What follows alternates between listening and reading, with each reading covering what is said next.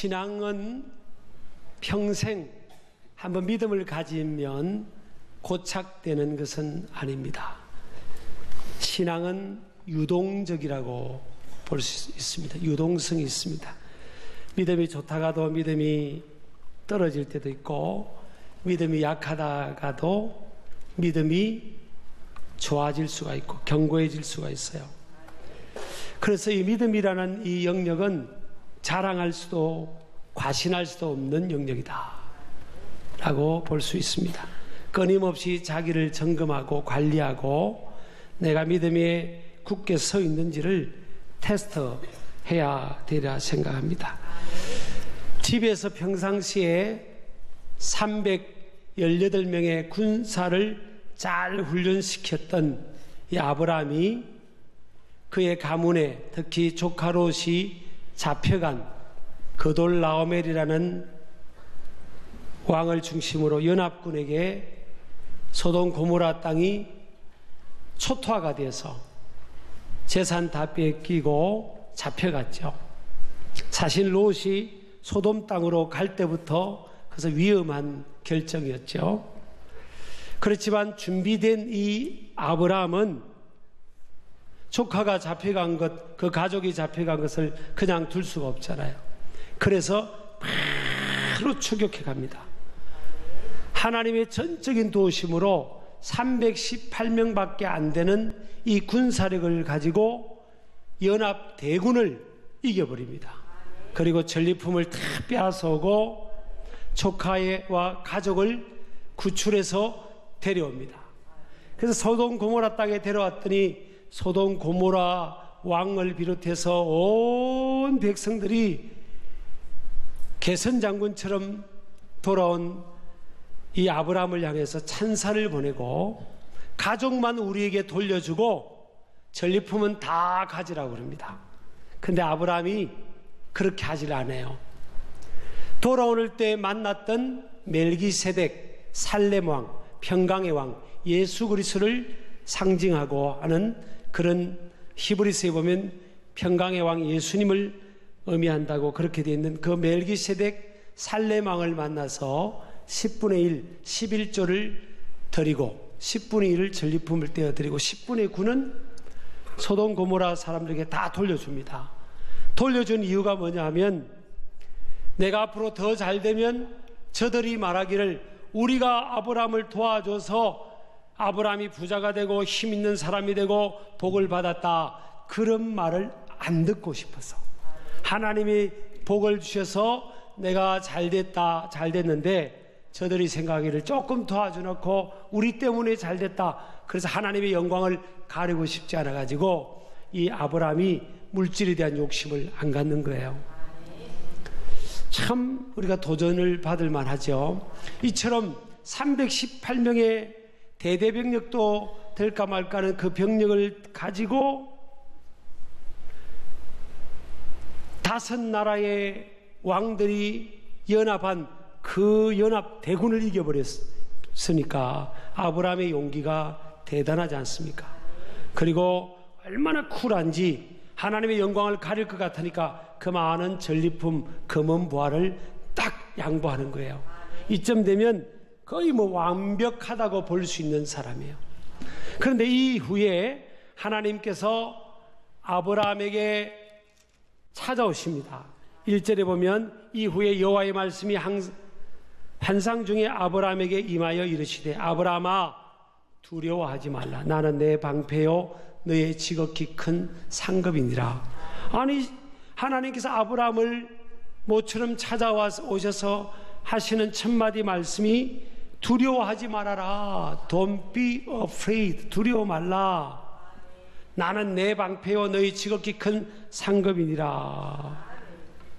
여러분 우리가 보면 하나님께서 좀 말씀을 잘못한 것 같은 그런 느낌이 들죠. 왜냐하면 아브라함은 두려워하는 사람이 아니잖아요. 조금 전에 전쟁터에 적은 병력 가지고 와서 그 연합대군을 다 이기고 돌아왔고요. 그리고 하나님의 영광을 가릴 것 같으니까 그 많은 금은보화 이 물질을 탁 포기하는 그 멋있는, 담대하고 멋있고 결단력 있고 두려움이라고는 찾아볼 수 없는 그런 사람으로 비춰지는데 하나님께서 아브라함에게 오셔서 아브라함아 두려워하지 말아라. 내가 너의 방패고 지극히 큰 너의 상급이다.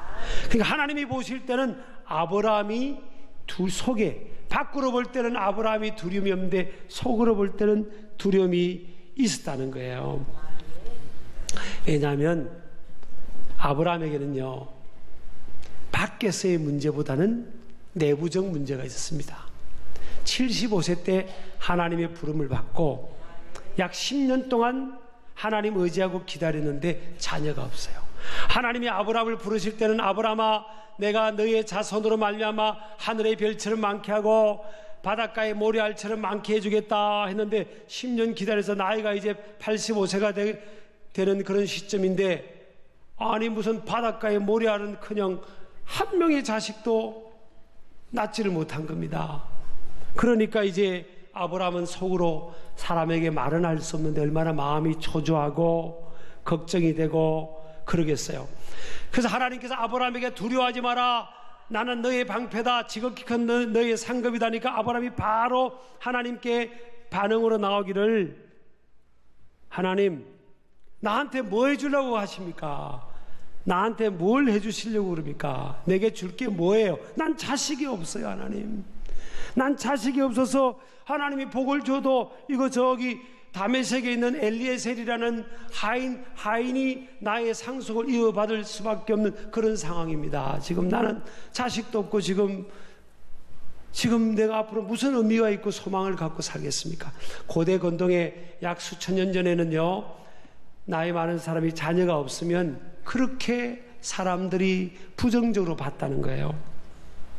그냥 아브라함의 마음이 얼마나 말은 못하지만 하나님의 영광을 가릴까봐 사람들에게 말은 못해도 속으로는 끙끙 앓고 염려하고 불안해하고 근심하고 과연 내 인생을 마칠 때 나는 자식이 한 명도 없을라나 그러고 있는 거예요. 그리고 저 하인 충성된 엘리에셀한테 내가 재산을 다 줘야 되나 그러고 있는 겁니다. 그때 하나님께서 아브라함의 그 중심을 간파하고요 아브라함아 두려워하지 말아라. 나는 너의 방패고 너의 지극히 큰 상급이다. 여러분 우리가 아브라함뿐만 아니라 요즘 우리 시대를 보면요 작년에 보면 아주 에너지가 넘치는 그런 시기를 정말 로맨틱하게 또 에너제틱하게 또 비전틱하게 요거는 제가 만든 단어입니다. 비전틱은 그렇게 막 신나게 젊음의 에너지를 발산하면서 살아가는 우리 이 땅의 청년들이 제가 조금 어두운 소식을 전하면 이름 뭐 더 잘 아시겠지만 작년 청년 실업률이 11.2%. 이건 OECD 국가 1등입니다. 1등. 그리고 우리나라가 지금 젊은이들이 아기를 부부당 1.1입니다. 1.1. 그러니까 이게 부부당 2명 이상은 낳아야 현상 유지가 되는데 지금 1.1이니까 이게 그냥 반으로 줄어드는 겁니다. 지금 아이들이 어려서 아직 결혼식이 안 돼서 지금 우리가 피부로 못 느끼고 뭐 50대부터는 이게 형제들이 많으니까 아직은 팍팍 안 주는 것 같죠. 이제 시기가 왔다는 거예요. 지금요. 그래서 우리나라가 이 추세로 가면 세계에서 제일 먼저 사라질 나라라는 거예요. 2700년쯤 되면 우리나라 인구가 한 명도 안 남는다는 거예요. 그래서 지금 추세로 간다면 그래서 제가 이걸 접하고요 나 사명을 가져야 되겠다. 이제 주례를 부탁하면 4명 4명 나라고 내가 강하게 건면하려고 그래요.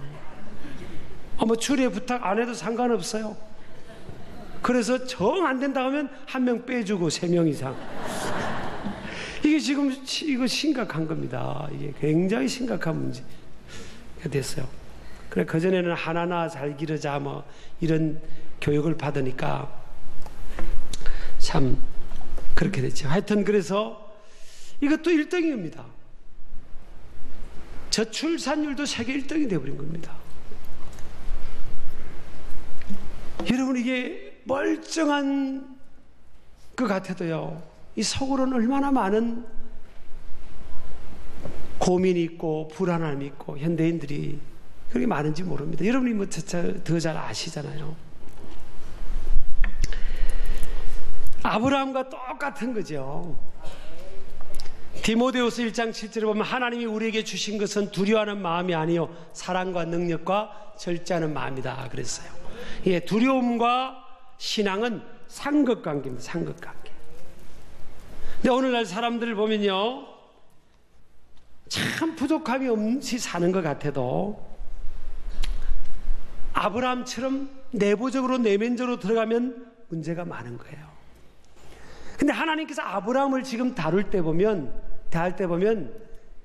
제가 아브라함 저 녀석 저거 내가 얼마나 지금 열국의 아비로 믿음의 조상으로 키우고 가는데 저렇게 믿음이 없어가지고 저 두려워하고 자식 달라고 하고 있고 하나님 때 기도하면서 기다리면 어련히 안 줄까봐 줄래요 안 줄래요 저러고 있고, 야 저거 그러지를 않습니다. 하나님이 그러질 않아요. 가만 제가 성경을 묵상해 보니까 1절도 얼마나 하나님께서 다정하게 말씀하시는데 이게 다마르라는 히브리어 단어를 씁니다. 아주 다정하면서 아브라함에게 직접적으로 아주 친밀하게 하나님 말씀을 정확하게 전달하는 그런 분위기입니다. 그리고 어떻게 보면 아브라함이 지금 믿음이 흔들렸잖아요. 그런데 하나님은 다가가지고 첫 번째 보면 무지하거나 연약하며 하나님 말씀을 붙들지 못하는 배신의 행위를 보였을지라도 하나님은 아브라함에게 뭐예요? 다정함과 확신 있는 사랑의 음성으로 먼저 다가가셨습니다. 하나님의 음성이에요. 1절에 보면 사랑의 음성이에요. 1절에 보면 아브라함아 내가 걱정하지 마라. 내가 너의 방패야. 내가 너의 상급이야. 그리고 너의 자손들을 하늘의 별처럼 내가 많게 해준다고 약속했지 않냐. 걱정하지 마. 불안해하지 마라. 나한테 다 맡겨봐. 내가 도와줄게. 여러분, 하나님께 맡기시기를 주의 이름으로 축복합니다. 베드로전서 5장 7절 8절 9절은 마귀를 대적하라 그랬어요.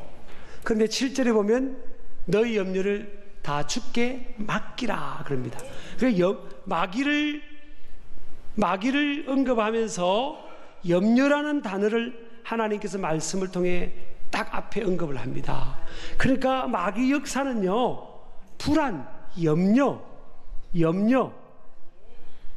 두려움 이런 것들을 통해서 이런 감정들, 이런 생각을 통해 마귀가 침투해서 하나님의 백성들을 괴롭힌다는 거예요. 그래서 오늘 아브라함도 솔개를 내쫓았잖아요.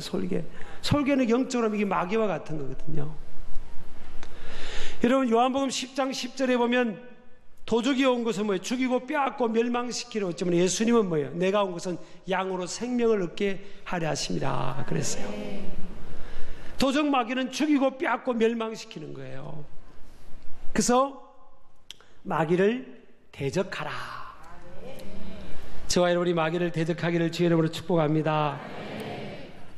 하나님은 이렇게 부족하고 오랫동안 10년 동안 양육했지만 하나님께서 채워주시고 축복하시고 양육했는데도 불구하고 속의 내면에서는 불안해하고 미래에 대해서 불안해하고 두려워하고 또 염려하고 근심하는 이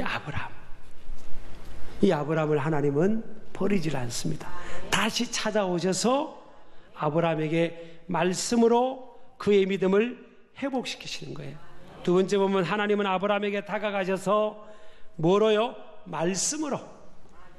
다바르의 말씀, 신약으로 보면 레마입니다. 레마. 말씀으로 깨우치고 믿음을 회복시켜 주셨습니다. 저와 여러분도 살아가다 보면 참 좋은 사람도 있지만요, 안 좋은 사람도 있고 내 마음에 안 맞는 사람도 있고 내 마음을 아프게 한 사람도 있잖아요. 그럼 어떻게 하겠어요? 그 사람들 다 절연하는 것이 보통 사람들의 생활의 태도예요. 근데 하나님은 그렇게 하지 않잖아요. 부족하면 또 다가가서 사랑의 음성을 들려주고 먼저 다가가셨어요. 오늘도 1절에 보니까 하나님 이후에 여호와의 말씀이 환상 중에 아브라함에게 임하여 이르시되, 하나님께서 아브라함에게 먼저 찾아오시고 임하신 거예요. 성숙한 믿음의 사람들은 뭐예요? 먼저 다가가는 겁니다. 먼저. 근데 살다 보면 나쁜 사람들도 굉장히 많아요. 진짜. 그죠? 저쪽에서 오면 저리 피하고 싶은 사람 있잖아요. 또 얌체 같은 사람도 많아요. 내가 10번 도와주면 자기가 한 번은 뭘 해야 되는데 10번 도와주면 11번 달라는 사람도 있어요. 별 사람 다 있어요. 그래도 하나님께서 우리를 포기하지 않으셨잖아요. 하나님이 우리를 포기하지 않으셨어요. 그러니까 하나님의 마음으로 먼저 다가가서 사랑의 음성을 들려주는 것이 성숙한 믿음의 사람이다. 하나님의 사랑을 통해 우리가 도전을 받는 그런 것이라 생각하시길 축복합니다. 그래서 저나 여러분이요, 적을 만들면 안 돼요. 요런 사람과 이렇게 덩지면 안 돼. 아유, 보기 싫어. 난 저 사람 때문에 교회 못 다녀. 아이고 저기로. 이러시면 안 된다는 거예요. 이러시면 다 두루두루 품는 겁니다. 다. 그럼 나중에요, 다 그게 내 삶의 축복의 축복. 그런 겁니다. 세 번째, 하나님은 격려와 위로, 축복, 소망의 말씀을 하셨죠. 아브라함에게 두려워하지 말아라 아브라함아 이랬지. 아이고 너 언제 철들래? 내 믿은 지가 몇 년 되는데 믿음이 그 모양 그 꼴이냐. 하나님이 아브라함에게 그렇게 말씀하지 않았잖아요. 여러분, 우리가요 내 힘으로 산 것 같고 내가 좀 똑똑한 것 같아도 여러분 천만의 말씀요, 사실요 모든 게 하나님의 은혜입니다. 저는 어떤 때 보면 기독교에 대해서, 교회에 대해서 오해를 하고, 뭐 교회가 우리나라에 해준 게 뭐 있냐, 뭐 기독교가 무슨 독교고 뭐 그런 부정적인, 정말 역사를 모르는 겁니다. 저는요 교회가 우리나라를 일으켰죠. 사실은 교회가 없고 기독교가 없을 때, 빛의 예수님의 복음이 이 땅에 편만이 전거지지 않을 때 우리나라가 어떤 상황이었습니까? 외세 침입을 받고. 여러분, 지금도 여러분 뭐 핵이 뭐 터지든지 뭐가 전쟁이 일어나든지 해야 되는데, 그래도 하나님께서요 교회를 보시고, 오늘 하나님이 그랬잖아요. 내가 네 방패다 그랬잖아요. 우리 아멘 하시기 바랍니다. 우리나라에 뭐 이렇게 정치적으로 보면 사드를 뭐 더 설치하자 말자 뭐 그런 것부터 해서 뭐 하여튼 이렇게 정치적으로 이렇게 좀 이견이 있잖아요. 그 인생 사례가 다 이견이 있는 거예요. 근데 저는 정치적인 발언을 하는 게 아닙니다. 난 사드가 우리나라를 지켜준다고 생각하지 않습니다. 오해하지 마세요. 우리나라가 핵무기 가지고 있으면 우리나라 지켜줄 것 같아요? 그것 자체가 불신앙인 겁니다. 뭐 가질 수 있으면 가지면 좋지만 뭐 어떤 역학구도를 해야 되면서, 저는 그런 거는 전문가가 아니니까, 저는 목사입니다. 목사. 목회자는 하나님 말씀을 보는 거예요. 여호와가 뭐예요? 내 방패라 그러죠. 하나님이 우리의 방패예요. 하나님이 우리의 지극히 큰 상급인 거예요. 아까 우리 장로님, 전쟁은 하나님께 속했다는데 그거 성경이 말하는 말씀이에요. 맞습니다. 전쟁은 하나님께 속해 있죠. 인간의 생사복이 하나님의 손에 있는 겁니다. 아멘 하시기 바랍니다.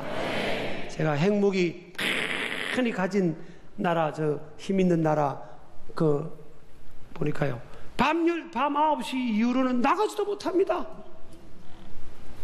여자들이 나가지도 못해요. 밤 9시 이후로는 막 무서워가지고. 우리나라는요 밤 1시 돼도 여자들이 막 쩔쩔쩔쩔쩔 타더니, 아니 혁명의 행복이가 지금 터질지도 모르는데 막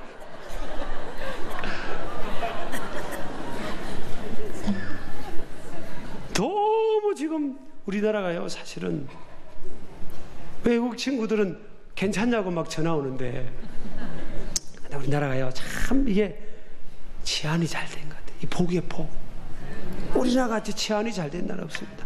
유럽 가면 여러분 9시 유럽 못 다닙니다. 뭐 어떻게 될지 몰라요. 지금 우리나라는 뭐 새벽 1시, 2시, 3시 막. 야, 진짜.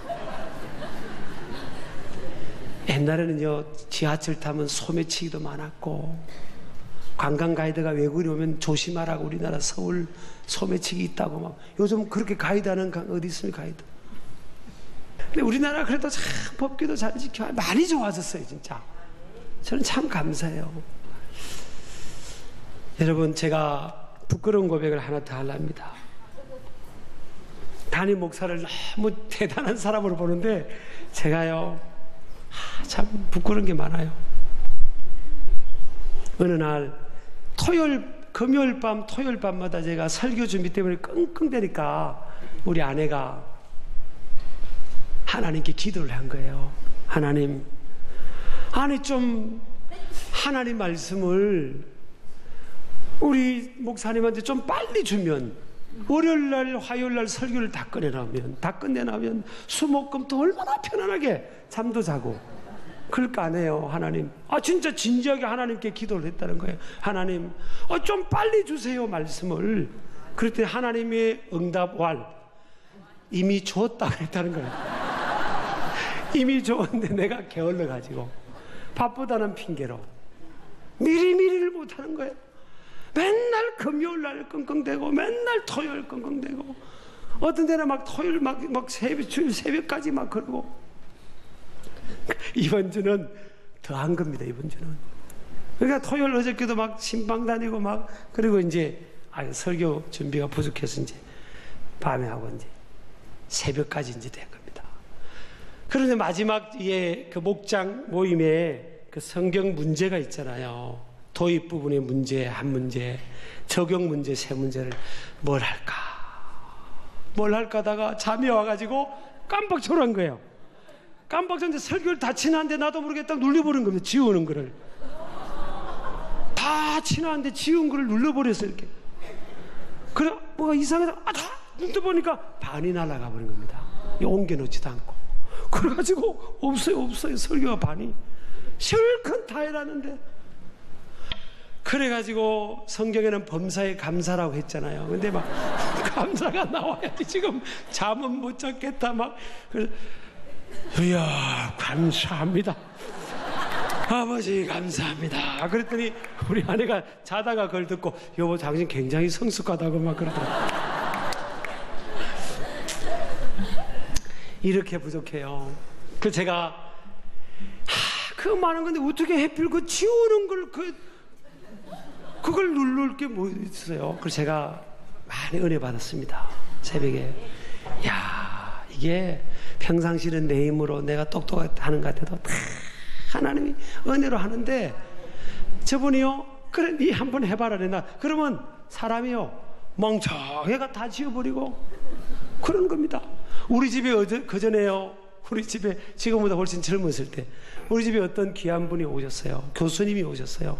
그 기회 가지고 선물을 하나, 아주 귀한 거를, 우린 또 주는 은사가 있잖아요. 아주 귀한 거를 선물을 드렸어요. 그래서 또 가실 때 안 드린 줄 알고 하나 남은 걸 또 드린 겁니다. 아니 세상에 이렇게 멍청한 사람이 어디 있어요. 그리고 나서 나중에 우리 아내, 여보 그거 어디 있지? 하나 없네. 없다고 그러는 거예요. 그래 한참 생각하다 보니까 2개를 드렸어요. 그러면 2개 받아가는 사람도 이상해. 아니 목사님 2개 주셨다고 하면 될 걸 2개 받아가 버린 겁니다. 제가요 그때하고 어저께 한 번 하고, 야 이게 내 힘으로 사는 게 아닌데, 이분이요 여기서 깜빡하고 이 등불 끝으로요 우리가 사람이요 멍청해지고 했던 것도 다 날아가고 그런 겁니다. 그래서 다 주의 은혜로 사는 겁니다. 하나님이 우리의 방패죠. 여러분 연세 있는 분들 노후가 걱정되시죠? 야 노후에 내 밥 안 굶을라나. 제가 예언할까요? 밥 굶을 사람은 한 명도 없습니다. 진짜 내 확신합니다. 확신. 예수 믿는 사람은 주기도문만 외워도 안 굶어요. 일용할 양식을 주신다고 했잖아요. 밥 굶기는커녕요 살쪄서 걱정입니다. 살쪄서. 하나님이 내 방패고 하나님이 내 기업이고 내 상급이라고 했는데 우리는 내 힘으로 또 뭔가를 뭘 해놔야 되는 거예요. 아이고, 내 자식이 내 노후를 책임질 자식이 있어야 될 텐데 자식도 없고, 아브라함처럼 아이고 좀 더 재산이 더 있어야 될 텐데 좀 이거 어떻게 하나, 그러고 있는 겁니다. 아브라함의 문제만 아니에요. 저와 여러분의 문제입니다. 그러니까 하나님 앞에 감사하고요, 하나님을 의지하며 살면 되는 겁니다. 하나님이 다 우리를 푸른 초장으로 실만한 물가로 인도해 주실 줄을 믿습니다. 하나님께 다 내려놓고 믿음으로 나아가기를 주의 이름으로 축복합니다. 축복합니다.